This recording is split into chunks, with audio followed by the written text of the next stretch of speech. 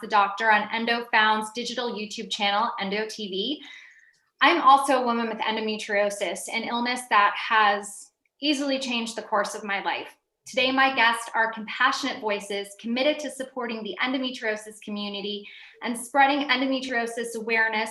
That includes supporting the bipartisan 2021 Congressional Endometriosis Caucus, co-chaired by Representatives Nikema Williams and Jenniffer González-Colón. Together with the Endo Caucus and the greater Endo community, EndoFound mobilized efforts in 2020 to support the caucus's initial request directing the National Institute for Child and Human Development to allocate at least $26 million toward research in the fiscal year 2021. We're also happy to announce today the creation of the UpEndo Coalition. The coalition will bring together leading advocates, researchers, stakeholders, and health organizations from around the country to increase awareness of endometriosis and help advocate for more research funding and support in Congress. I'm happy to advocate for endometriosis research and awareness and appreciate you all being here today. We need your help to get more members of Congress to join the Congressional Endometriosis Caucus and ensure that the final fiscal year 2022 appropriations bill continues funding endo research at the NIH and through the Department of Defense. I also want to thank the co-chairs of the Congressional Endometriosis Caucus and the caucus members for their work in getting language included, again, in both the House and Senate appropriation bills about endometriosis research. Please go to endofound.org. Take notes, guys. Please go to endofound.org/UpEndo to learn how you can take action and join our coalition. With a debilitating disease like endometriosis affecting millions of people born with a uterus across the United States, we have to work together to bring greater attention to diagnosis, treatment, and research. Today, my esteemed guests will share their stories and why investing in additional endometriosis research and advocacy is essential.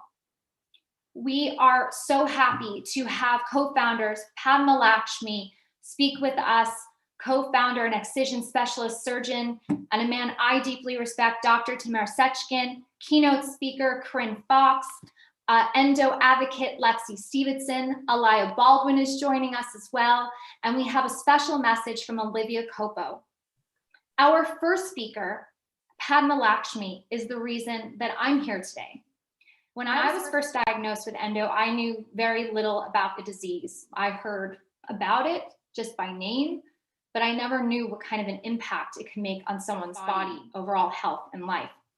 I heard her speaking on television about having endometriosis and the foundation, EndoFound, that she co-created with Dr. Seckin. Here was this powerful woman bravely expressing her journey in order to help others. I instantly felt less alone because, as anyone knows that has endo, you feel very alone. I didn't know anyone who had the disease. So to have Padma use her platform and her voice to bring awareness to the public about a disease that had very little public attention has made an complete cascade of a positive effect in our world. She co-founded with Dr. Seckin the foundation, giving the 1 in 10 a place to find information and support. I believe that Padma is here with us right now. Please welcome actor, writer, producer, EndoFound co-founder Padma Lakshmi, who also in 2016, Padma went to Capitol Hill for EndoFound's first congressional briefing, where she also met with Senators Chuck Schumer, Elizabeth Warren, and more. Padma, the floor is all yours.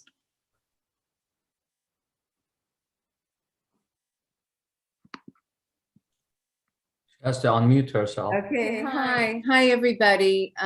Thank you so much for letting us speak with you all today.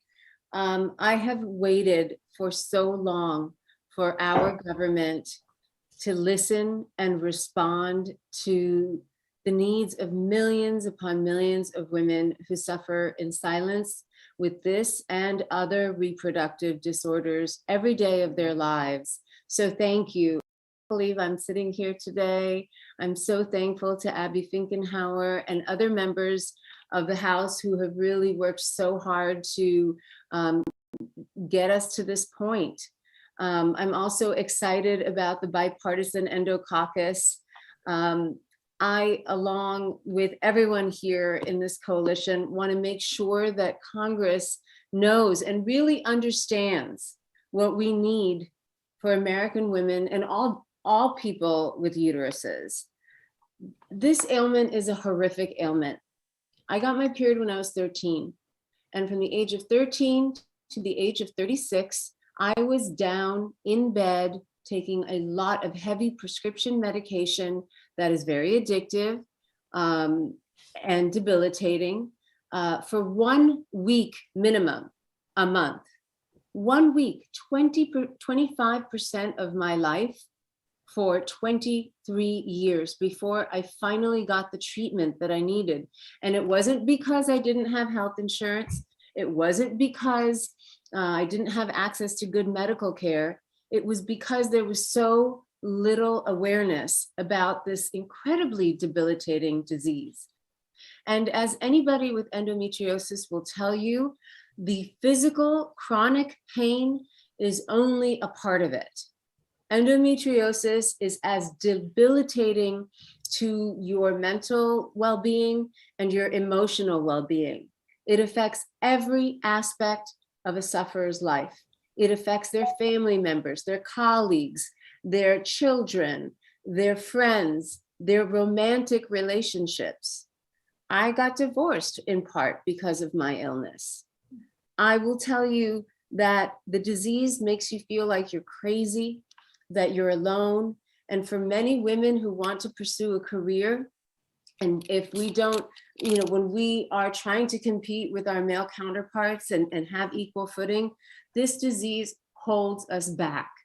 In fact, it costs our economy $78 billion a year in lost wages, medical care, psychological care, and a whole host of other issues.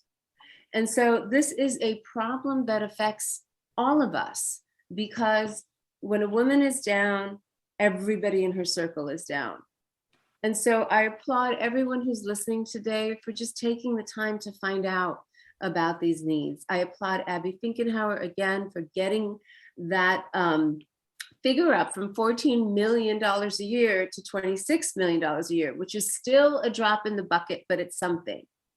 So over 10 years ago, almost a dozen years ago now, I, at the suggestion of Dr. Tamer Seckin, who is my surgeon, started speaking about it publicly because I saw that my niece started complaining of the same symptoms that I was having.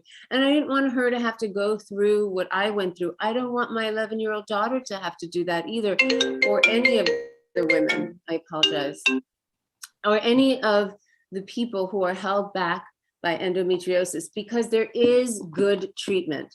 We don't have a cure, but we have good modalities of treatment, including laparoscopic excision surgery and other therapies. But I want to tell you the ways in which Congress can help quickly before my other speakers start. There are 3 major ways that we want to make strides in endometriosis in our country, who is a leader in the world. We are part of a nation that is the richest, most capable country in the world. So we should be able to do this. There's so many issues that we can't do anything about. This endometriosis is actually one we can do lots about.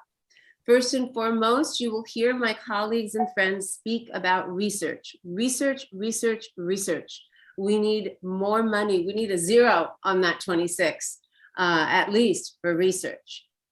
The second is advocacy and awareness. One of the reasons that I fell through the cracks is because of the way that endometriosis is taught in medical schools. It is not given enough attention. Any physician working in the body cavity should have ample endometriosis education as part of their medical training. And the third way that I want to also draw your attention to helping is to tell our insurance companies who make a lot of money on our health that they need to cover this surgery, that they need to believe their patients, because they're going to wind up spending much more money down the line. I had a case just in the last few months of a young woman that I've known since she was a child, who I've mentored, who's on Broadway, who had good health insurance. And I'm happy to name the health insurance company. It was Cigna, who denied her, her cost of surgery, even though she had written them a personal letter. She had had all the exact diagnostic codes presented by her surgeon. She was denied. She appealed the denial and was appealing again, appealing the denial. And still Cigna refused to cover her surgery from one of the leading experts in the field, in the world, who you'll hear from. This girl is 23 years old. She has her whole life ahead of her. She's a dancer on Broadway, and she should have had her health insurance cover this very, very serious illness. And they did not. We had to actually start a GoFundMe page for her so that she could get the medical help she needed, so that she would have an equal chance at a fruitful, healthy, happy, and productive life. And so we need Congress to pay attention to this and other reproductive ailments because they're connected. And we need our attention to be placed first and foremost on funds for research, and also pressure and funds from insurance companies to require this, require them to help give treatment to those women who need it. It doesn't matter if you lean left or right. This is a bipartisan issue. And we all know that everyone deserves to have the same opportunity to achieve their best in life so that they can contribute to our culture and our nation. But if you're down with pain a week or more a month, if you've never explored your fertility until it may be too late, if all of that prevents you from pursuing your career, taking care of your family, being a civic-minded person in your community, if all of that goes out the window, then all of our citizens will never, ever be equal. And that's what we're striving for. We're striving for every citizen in America to have equal access to a healthy life. We're the richest and most capable country in the world, and we should be addressing this issue head on because half our population is female. And it affects a significant amount of women of childbearing age or anyone with a uterus, so that all our citizens can have a life that is pain-free, that's healthy, and that allows them to flourish. I have been very moved to see the outpouring of stories that have come out from Congress and other places. I'm so glad that there are so many other women speaking about this now. I'm very proud of the work that Dr. Seckin, myself, our board members, and countless volunteers and nurses have been able to achieve in this last decade. But if we don't have our government's help, we will only get so far. This is a win-win situation for any member of Congress to help. Everybody is affected by this disease. I encourage you to make this a part of your thinking when you are making legislation and appropriating funds for research, but also when you are dealing with insurance companies, when you're dealing with medical education and major hospitals. Thank you so much for listening to me. I'm very, very excited to be here. And that's pretty much all I have to say. I know we have a lot of people speaking. Thank you, Pat. Wow. All of those points, I think, hit home for so many of us. So thank you for mentioning, especially about insurance, because that is a big, big hurdle. And thank you for all you have done for all of us, because we wouldn't be here without you and Dr. Seckin. So thank you. I'm very proud of you, Diana. You've come such a long way. Look at you. You're so poised and elegant. As are you. Thank you. Made my day. Now EndoFound co-founder and renowned excision surgeon and someone who I consider like family now, Dr. Tamer Seckin, who I had the honor of going to Capitol Hill with for a congressional briefing back in 2018 to educate about endometriosis. And we met with Senator Orrin Hatch and Senator Elizabeth Warren's office. He will now share how he first learned about the disease endometriosis and what drives his passion. Well, first, I remember the first endo patient I ever had. I was in residency program in another country. And after that, I never saw endo patients. And even then that program, I saw only one. And then the same amount of complaints that we face in women when I trained in Buffalo. I remember at that time, it was sexually transmitted disease, STDs were in fashion. So everyone who had pain with their period ending in emergency room had to go like a rape kit. We went over all STD check, chlamydia, herpes, just gonorrhea, that type of thing. And many times the cultures all came negative, but we still treated those women like as if they have STD. And truthfully, I thought that was such an unfair thing. I knew it was not STD, something else, but I was a resident. I didn't know any better. Then my department came out with the research looking at these things, and through the laparoscopy, they saw a lot of adhesions. Again, there were other things I was seeing that they were not seeing. There were endo implants, to be honest with you. So my interest really started during my residency. And since then, the endo really became something that we talk about now.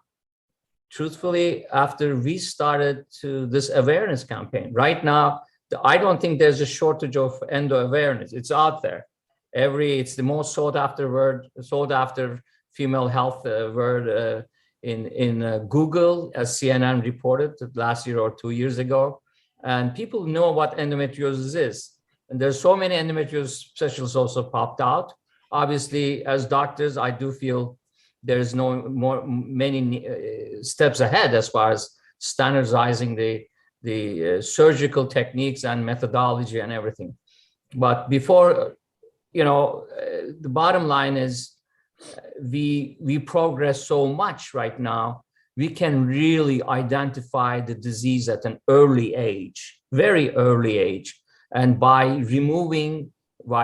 timing the intervention at an optimum age, not, like after trial of certain things, obviously, but not without getting late, intervention becomes a major stop for the disease progress, and these women do exceptionally well. Unfortunately, when the disease is way ahead and goes forward, the surgical approaches become more radical. I like to also put an emphasis on the value of birth control pills. There are more birth control pills are used more for medical reasons than birth control, actually, from skin, from painful periods, and for many other things. They're so helpful controlling the ovaries that really basically maintain periods. However, the period itself, unfortunately, women are not created to have periods. That's not how it was designed. We all know that. So in that sense, birth control is the key to prevention painful periods. So we learned that ovaries, as Padma said, the education medical schools are there. I attest to you right now, as I look at the sample exam questions, I see endo questions out there being asked to residents and being asked to fellowship candidates. It's out there, it's coming, and I think I'm really proud of our foundation. We made the impact, and I know we are recognized by many in the world. Many people copied what we've done in every nation. Some sort of group popped out like ours, pressuring their Senate, their politicians, creating awareness, writing about it. I feel content we're going in the right direction. You could ask questions more to me. I don't know. I jump from one subject to another, but overall, that's my sentiment. I'm not hearing you, Diane. Unmute. Thank you. Thank you, Dr. Seckin. Our keynote speaker today is Corinne Foxx, an endo warrior, producer, actor, and CEO. And I applaud her for using her platform to help facilitate change for this illness. Corinne, please. Thank you. Thank you so much. Hello, everyone. My name is Corinne Foxx. And I'm, like she said, an actor or producer, but I'm also a woman living with endometriosis. And I feel so grateful to be here today and aligned with the Endometriosis Foundation of America. And I want to thank Padma and Dr. Seckin for their advocacy and leadership. I feel really honored to be able to share my story today. However, unfortunately, my story is similar to millions of other women's stories surrounding this disease. I always believed that periods were supposed to hurt. That's what we're taught in our 5th grade health classes anyways. We're told periods are supposed to hurt and that we're supposed to deal with that pain for the rest of our childbearing years. Tough luck. Well, that's kind of what my 11-year-old brain absorbed anyways. Basically, periods hurt, period. And so when I got mine later that year, I assumed that the pain that I was experiencing was normal. The cramps, the fatigue, the swollen feet, the yes, painful bowel movements, the nausea, the headaches. This was all what my teacher told me about in health classes was the big show. This was womanhood at its finest. And I, just like every other woman on planet Earth, would just deal with the pain. That was my duty. And so over the next 11 years, that's what I did. Even though my pain was increasing, I fought through it. I justified the crippling pain as routine PMS. And I figured that every woman dealt with gut punching, bring you to your knees cramps that stopped you from going to work or school. I really thought this was a rite of passage. And it wasn't until I was 23 years old when my roommate found me lying on the bathroom floor in fetal position that somebody finally told me, Corinne, this isn't normal. And it may seem obvious now, but in that moment, I was completely shocked. I had been sold this narrative that this is how periods work. They hurt. And it wasn't until that moment that I ever thought to question that. And from there, I spent 4 months shuffling from doctor's offices to homeopathic practices before I had even heard the word endometriosis. And I did all of this alone. It was really hard for me to describe the intensity of my pain to my doctors, my friends, and even my family. I don't think anyone can really imagine what living with chronic pain feels like until you've experienced it yourself. And I soon realized that I was the only person who was going to fight for my health. I'll never forget the day that I got my diagnosis, not because it was a day that was filled with relief like it should have been, but because I hope no woman ever has to feel the way that I did. I was at a new doctor's office that day, which meant it was a new person to prick and probe me.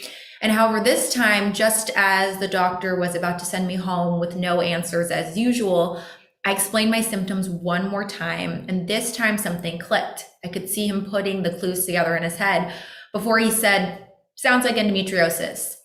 And instead of offering me more information about the disease, he quietly stepped out of the room to leave me alone. And that word endometriosis rang vaguely familiar to me, not because it was taught in school or because any other doctor had mentioned it to me. I actually had a small sense of familiarity with the disease because of actor Lena Dunham. And I remembered that she had spoken candidly about her battle with the disease. I also knew that she had a hysterectomy, which is an extremely brave and personal decision that was right for her. But Lena's experience was all that I had ever heard or ever seen of the disease. So in that moment, when the doctor said endometriosis, I really heard infertility. And I was devastated, and I was sobbing in this exam room alone. And this nurse entered to tell me that I could schedule my surgery at the front desk without any more information about what that surgery entailed. I never went back to that office, but instead, now empowered with my diagnosis, I researched and I sat on message boards and I read medical journals and I listened to podcasts. And let me tell you that what I found was devastating. Endometriosis affects 1 in 10 women during their reproductive years. And if you're doing the math, that's over 16 million women in the US alone. 16 million. How could that many women be suffering with this disease and it took me months to receive a diagnosis? How could I see multiple doctors and only have one even utter the word endometriosis? The facts were infuriating. The lack of research on this disease and funding for research and better treatment options is astounding. We've spent billions of dollars on curing male erectile dysfunction, but we can't seem to gather enough interest in a disease that affects millions of women's ability to have a child. So if we could just stop being grossed out by periods for 1 minute, we could realize that we have a condition that's been wildly under-researched and that millions of women probably live with and have never even heard of. But my findings weren't all bad. I was able to find the perfect doctor for me, one of the few doctors that are well-versed in endometriosis in the country.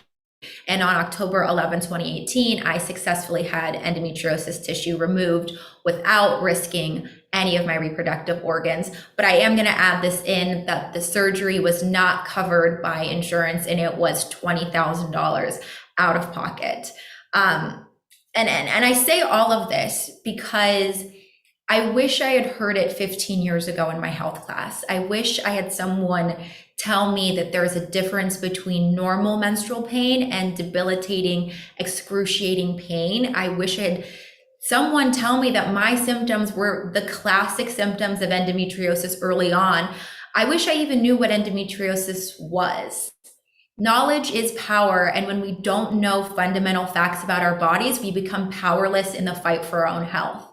So here's what I wish I learned in my 5th grade health class. Yes, periods hurt, but you should never be in debilitating pain. And if you can't get out of bed and you are missing work or school, you need to see a doctor. And if that doctor tells you that what you are feeling is normal, get a second opinion. Hell, get a third. And until you find a solution that brings you real relief, keep demanding to be seen, because no one is going to fight for your health more than you. And to my fellow endo warriors on this call and listening on this journey, I want to let you guys know that I am here with you. I stand with you. I feel your pain, and I am here to not take normal for an answer. Thank you. Thank you. I love that. Very impassioned. Thank you so much. Now we have a special message from actress, model, and endometriosis advocate, Olivia Culpo. Hi, everyone. I'm Olivia Culpo, and I am so honored to be here today to speak on behalf of EndoFound and the endometriosis community. Thank you to Representatives Nikema Williams and Jenniffer González-Colón for relaunching this caucus, and to former Representative Abby Finkenhauer for founding it in 2020. I have endometriosis, which is something that affected me both mentally and physically.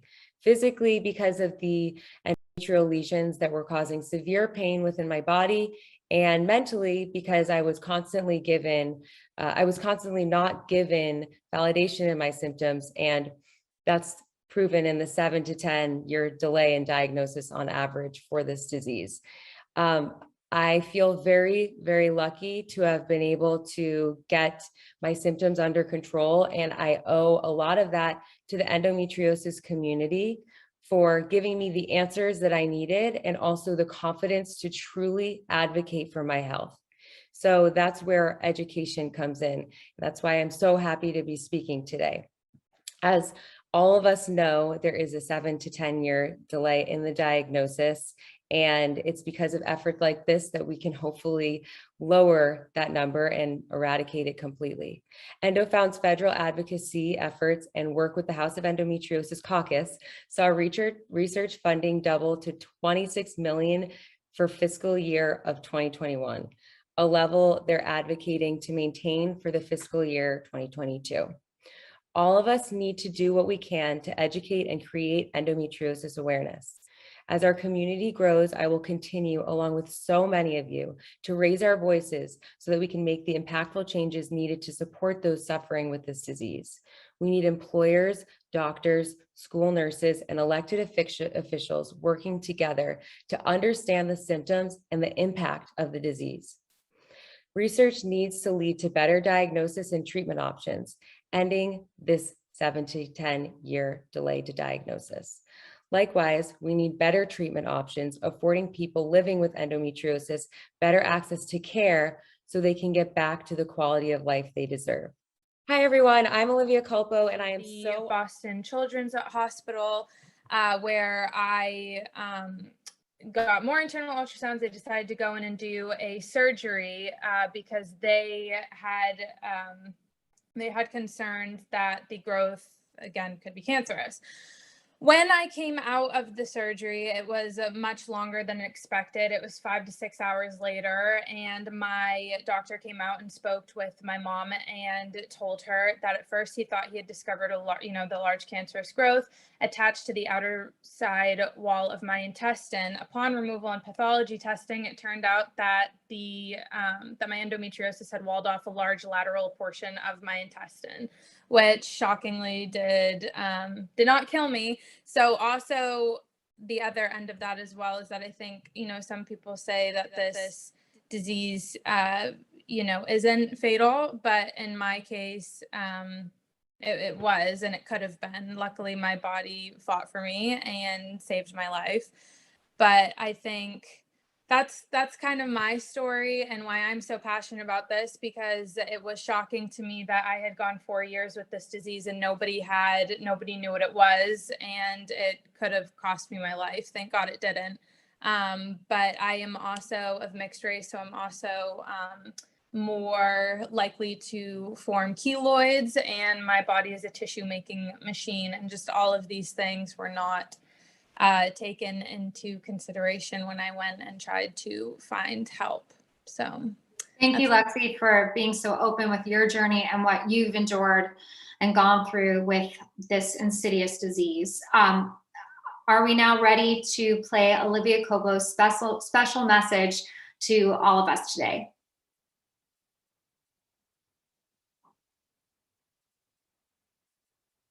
Hi, everyone. I'm Olivia Culpo, and I am so honored to be here today to speak on behalf of EndoFound and the endometriosis community. Thank you to Representatives Nikema Williams and Jenniffer González-Colón for relaunching this caucus, and to former Representative Abby Finkenhauer for founding it in 2020. I have endometriosis, which is something that affected me both mentally and physically. Physically, because of the endometrial lesions that were causing severe pain within my body, and mentally because I was constantly not given validation in my symptoms, and that's proven in the 7 to 10 year delay in diagnosis on average for this disease. I feel very, very lucky to have been able to get my symptoms under control, and I owe a lot of that to the endometriosis community for giving me the answers that I needed, and also the confidence to truly advocate for my health. So that's where education comes in. That's why I'm so happy to be speaking today. As all of us know, there is a 7 to 10 year delay in the diagnosis, and it's because of effort like this that we can hopefully lower that number and eradicate it completely. EndoFound's federal advocacy efforts and work with the House of Endometriosis Caucus saw research funding double to $26 million for fiscal year of 2021, a level they're advocating to maintain for the fiscal year 2022. All of us need to do what we can to educate and create endometriosis awareness. As our community grows, I will continue, along with so many of you, to raise our voices so that we can make the impactful changes needed to support those suffering with this disease. We need employers, doctors, school nurses, and elected officials working together to understand the symptoms and the impact of the disease. Research needs to lead to better diagnosis and treatment options, ending this 7 to 10 year delay to diagnosis. Likewise, we need better treatment options, affording people living with endometriosis better access to care so they can get back to the quality of life they deserve. Hi, everyone. Thank you so much. It's wonderful that Olivia took her time and spoke with all of us today. The importance of endometriosis advocacy is crucial, and every voice matters. Every voice matters. So please join us. Use your voices to help facilitate positive change for the endometriosis community. Please call your local policymakers and ask them to support funding for endometriosis research, and join the Congressional Endometriosis Caucus. Together, we can make a difference. We already have, and the sky's the limit. So we're going to do this together. I would like to open this up to our panel and ask those that are fighting alongside of us who have endometriosis, and those that have it themselves, what their greatest wish is for the endo community. Corinne? Well, gosh, I mean, I have so many wishes for the endo community. I mean, I would say to anyone listening right now who is going through their endometriosis journey, I think we are stronger in numbers and leaning on our community and leaning on the Endometriosis Foundation of America, one, for your own personal support and gathering the motivation you need to continue to be seen and continue to advocate for your own health. But then also when we come together as a collective, like we're doing today, we're capable of doing powerful things and hopefully getting all the funding that we need to bring real relief into people's lives. Mm-hmm. Dr. Seckin, as someone who sees this disease every single day and how it impacts people's lives, what do you hope happens for the endo community in the near future? Well, in the ideally, obviously, there's not much word to be said about research. You know, we are living in such a crucial time with COVID, all these derivatives of COVID coming every day. We appreciate the value of science. Science is right now so advanced. This is unbelievable. In 6 months, they developed a vaccine they thought they could never develop in 2 years. This is significant. We're living in an incredible success in scientific progress. And in that perspective, seeing endometriosis at this stage is totally pathetic. It's like we're dealing with people who doesn't know how to write or read, and we're trying to tell them what it is. All they have to hear is what we are saying, what all these women have been talking louder and louder and louder. And it's the woman that's really changing. Man like me, hey, I learned about menstruation in the books. I never still knew what menstruation is. Probably I'll never know what menstruation is. But I know better than many men, that's for sure, because I've been listening and I've been sensitive. I believe in them because that was my life. You know, I believed in them, then I validated. I looked inside, I saw it. That changed things, and that's why I decided. And I truly appreciate what Padma has done with me. If she hadn't opened her mouth, we wouldn't be here. I swear to you. She did open her mouth. She was angry. She couldn't believe. If she went through what she went through, she imagined what everybody was going through. As a small establishment who we are, with minimal money we had, I symbolically did everything in 1 year period. We sacrificed $1 million for research. I mean, compared to 26 that they approved last year, it was 8 million when we give 1 million. So we're talking about a small group of foundation from New York giving 1 million for research. And many of those researchers, significant, they all qualified for major funding of this 26 million the next year. So we gave it the money to right area. But aside, so many things could be done. That's what I'm trying to say at this age for research, and progress will be there. The second thing is, most importantly, ideally, I think the way the government, endometriosis is a female reproductive public health issue, and reproductive right is human rights, like Hillary Clinton said. That's her word. And I, in my opinion, this holds the fact that governments should take the lead, like they guarantee certain things.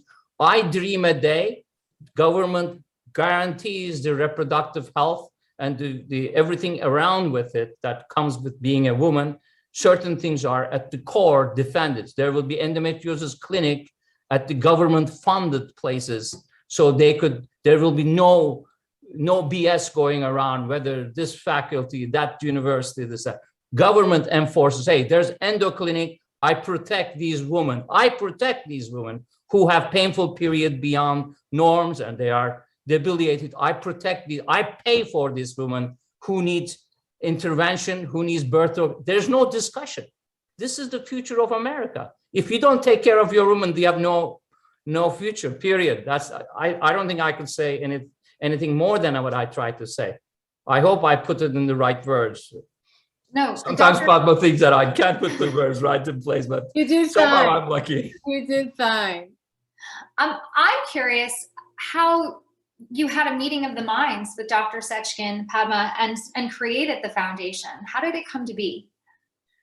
Honestly, once it took me a while. You know, nobody wants to get up in a room and start talking about their vagina, okay?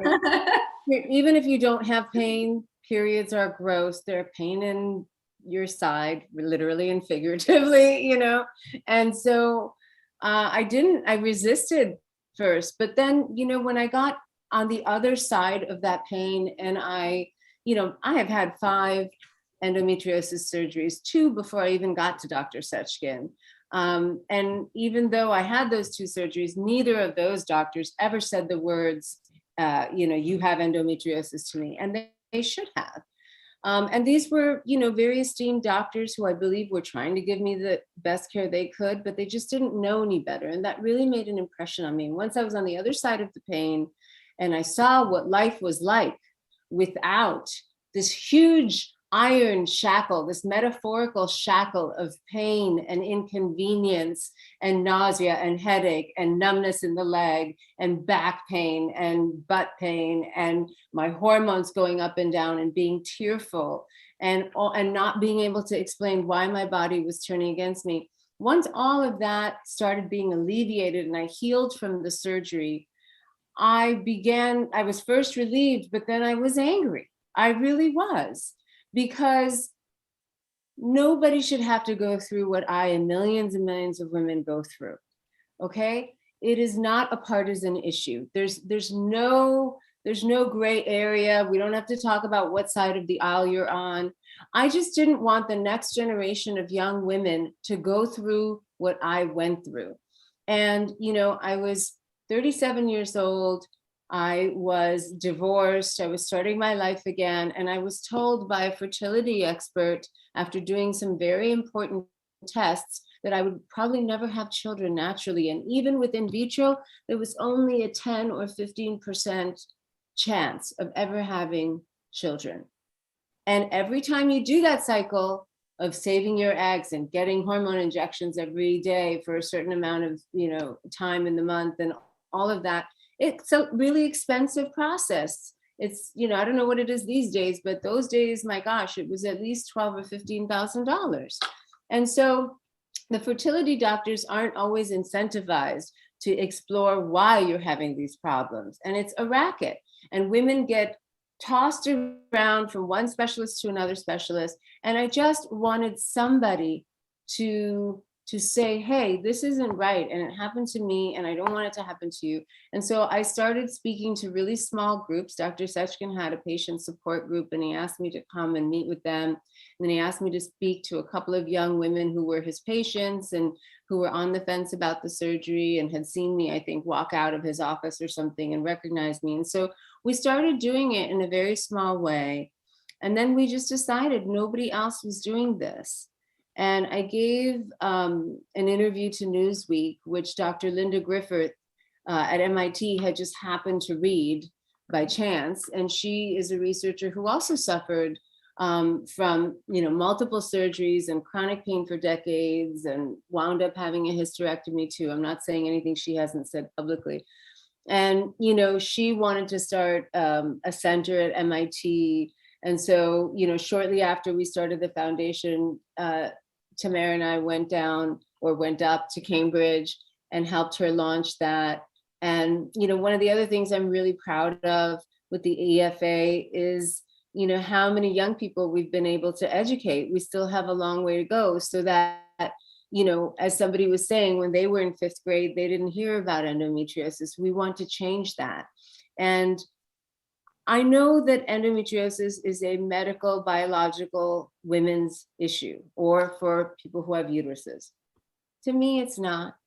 To me, it's a family issue because it affects everyone in that family. And the more we talk and start thinking about how we are all connected, and that's become so blatantly clear with the coronavirus. It's not enough just to vaccinate us. We have to vaccinate everybody. Otherwise, it will affect us, as we have seen with variant after variant. That is true for all of healthcare.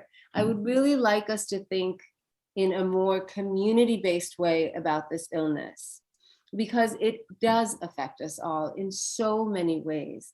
I don't want anybody to go through what I went through, what my ex-husband and I went through, what my niece is going through, or all of the millions of women. I had to cancel jobs. I had to miss exams. I had to not be there for my loved ones when they needed me. And all of the work that I do now in advocacy, whether it's as a Goodwill Ambassador for the UN or the ACLU, stems from what I learned starting the foundation with Dr. Seckin, and my experience organizing and raising awareness and fundraising and doing the seminars. I remember going to the Beacon School with our team to do this presentation to teach the science class. And I don't want to separate the boys and girls. I want both boys and girls, people of all genders and kids of all genders, to have the same information. This young boy came up to me, and he was a sophomore in high school, so 15 or 16, and he said, I'm listening to you talk, and I think my mom has it because she has all of the things that you're talking about, and I really want to help her. She works so hard.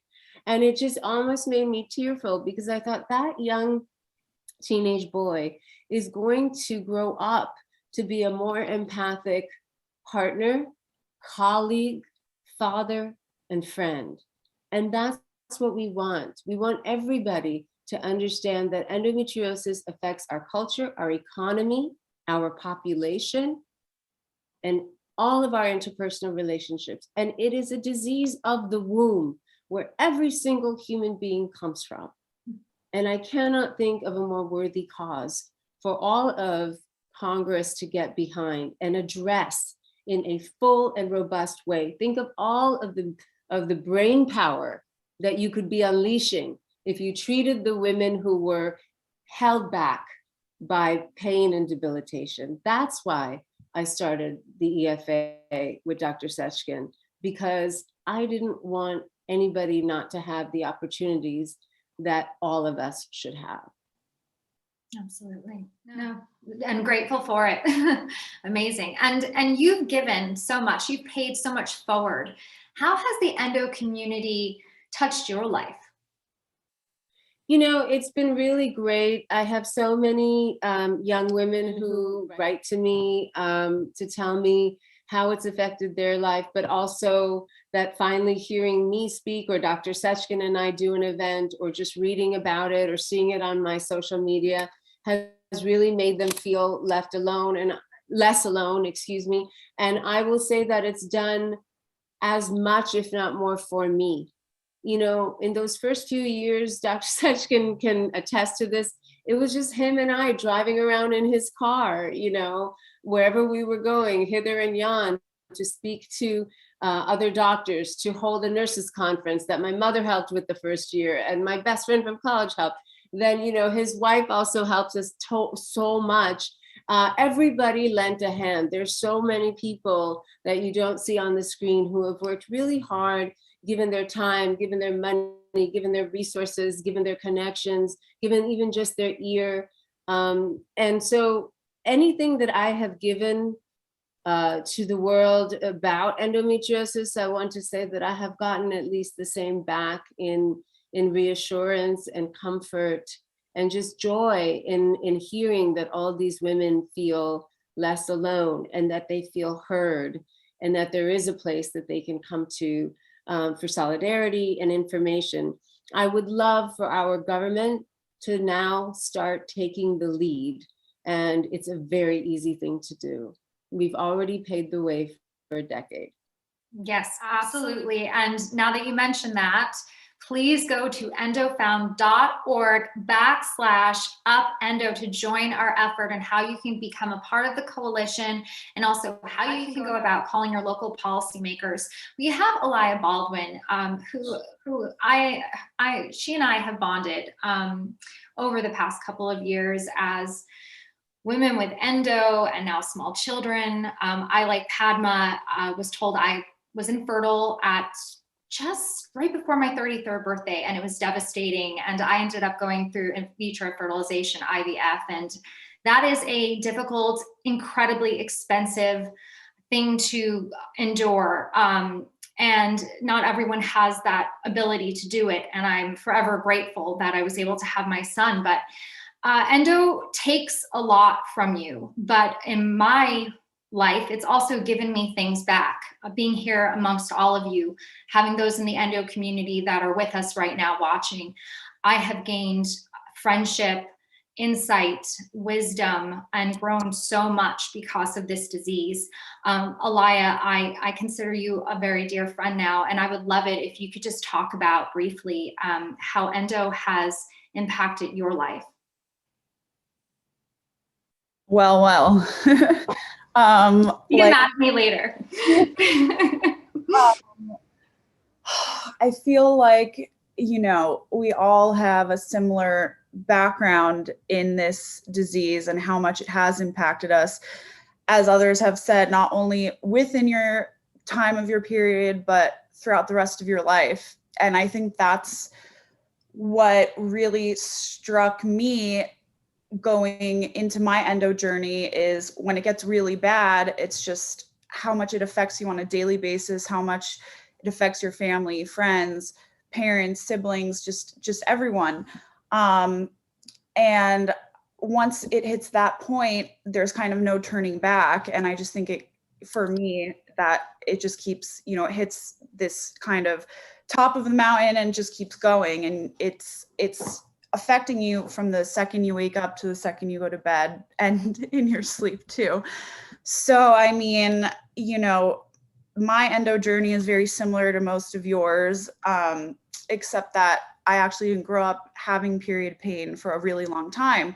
So that was pretty different than, I'd say, your average person with endo. And then going into my early 20s is when it just started to flare up out of nowhere. And I had heard of it in the past because it does run in my family, but I can never imagine being like some of you, 11, 12 years old, and being that debilitated every month. And that is what made me angry, like all of you. And that is what inspired me and pushed me, someone who may not be very comfortable in public speaking or doing things like this, because I just can't imagine, especially now having a daughter who's young, watching her grow up and watch her go through that. So that has just been the primary motivation for me. And like everyone has also said, the community that has come with opening up about it, and the conversations and a helping hand, and other young women just getting one message every 5 years is enough for me to, you know, keep being open about it. And to just, that to me alone is worth it. So, and now having a daughter, I mean, it's not even comparable. She can't go through what I did. So that's why I'm here. And just like most of you, and Dr. Seckin, you know, he's the best. That's just period. Yeah, it's an incredible thing to be joined together, especially for supporting the Congressional Endometriosis Caucus. The UpEndo Coalition's launch is today. As I said before, this is our panel, our formation of the coalition, but you out there, you can join it. You can be a part of this. You can help us, you know, knock on those doors, so to speak, make those calls, send the emails, because we can help each other through this. If you have a friend, a loved one, anyone with endometriosis, this is the time to make positive change for the 1 in 10.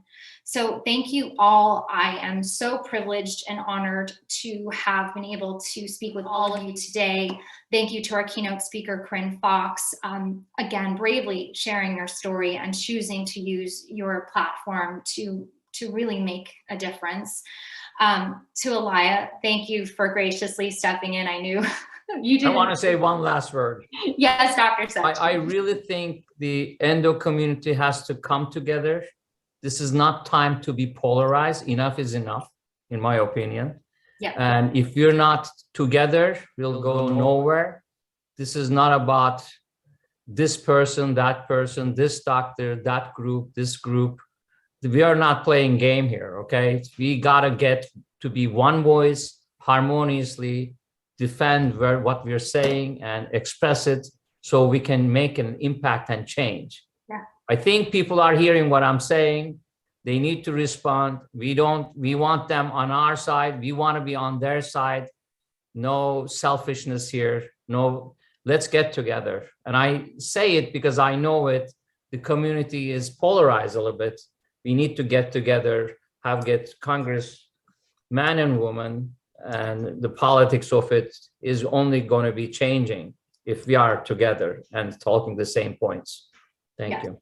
Yes, great note, because we do need to unify. We are so much stronger together collectively than we are being divisive. There's been enough of divisiveness in our nation. And as Padma so eloquently said, this is not a partisan issue. This is for everyone to come together, because it isn't just about one individual with the disease, it's a trickle effect. And here we have an opportunity to make sure that we raise much needed funding for research, better treatment options for the fiscal year 2022. The time is now. And again, you don't have to be a movie star, a model, or have a recognizable name to be a part of this. This is something that we can do by joining EndoFound.org/UpEndo. And I want to also finish thanking our guests today. Lexi Stevenson, you have done so much as an EndoFound ambassador, and thank you for all you give. And to Olivia Culpo for taking her time for the message. And Dr. Seckin, especially to you for co-founding and for being the brilliant excision surgeon you are, and for the Seckin Center for Endometriosis, and to Padma Lakshmi, who, as far as I'm concerned, she pioneered endometriosis as being part of our normal mainstream language that I even knew what it was. And I just am so grateful for all of you today. So thank you for your time, and thank you to those that are watching. And this is just the beginning. We're just getting started with the UpEndo Coalition. We'll see you all again soon.